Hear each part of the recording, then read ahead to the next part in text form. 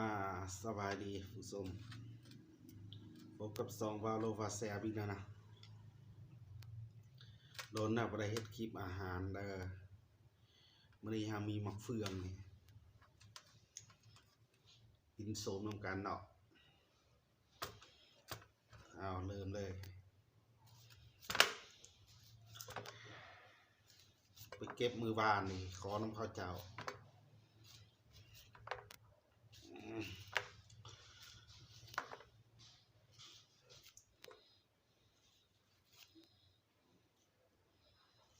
มากินโซนน้ำกัน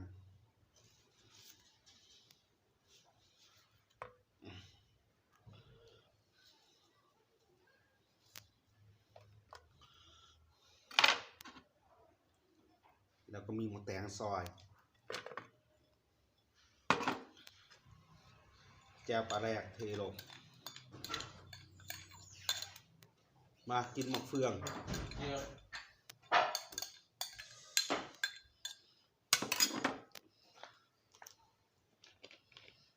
เขาอยู่ห้องเนยป่ะ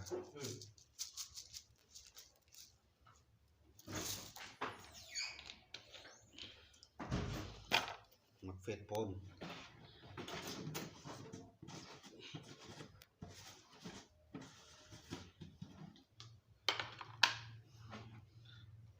แล้วก็มีน้ำปลาแรกเนาะปลาแรกดิบเลย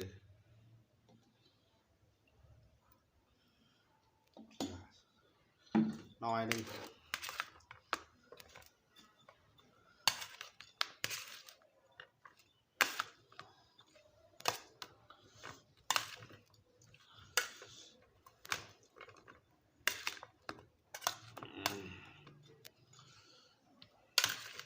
มาเด้อกินน้ำกันเด้อ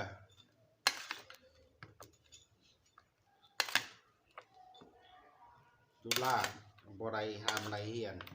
นั่งกินส้มนี่สำเร็จแล้วเด้ออยากบอก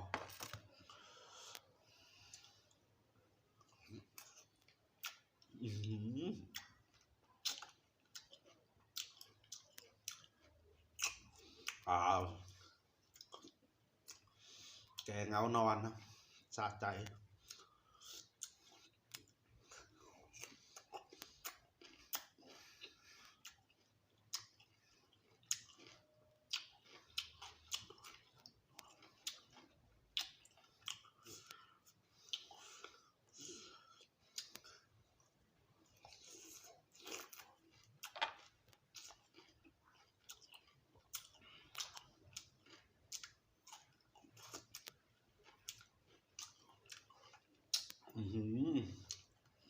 สมคัก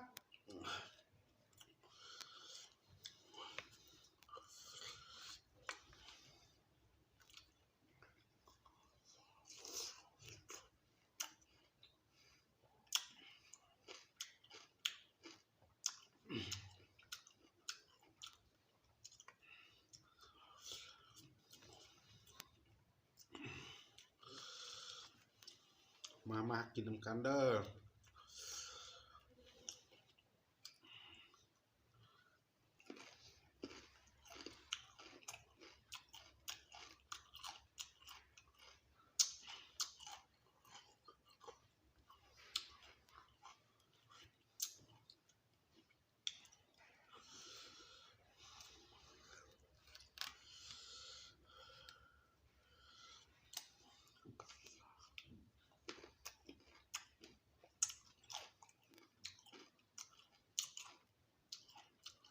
บางหน่วยก็บานเนาะ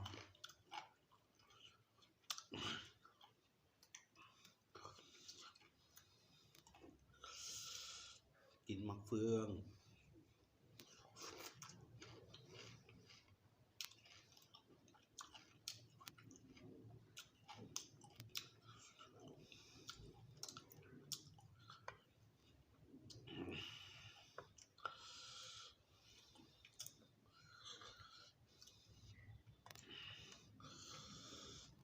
บ่ได้เฮ็ดคลิปกินอาหารโดนนะเนาะ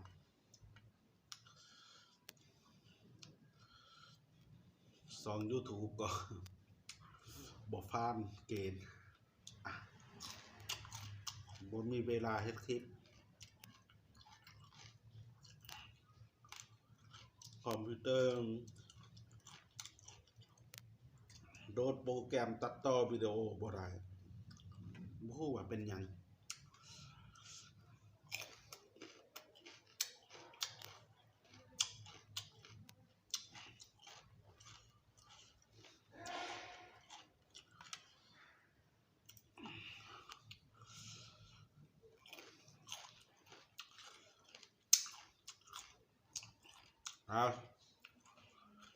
คลิปนี้จบลงสำนี้แล้วเด้อขอบใจทุกคนที่เข้ามาเบิ่งถ้าถึกใจอย่าลืมกดไลค์กดแชร์กดติดตามแล้วก็กด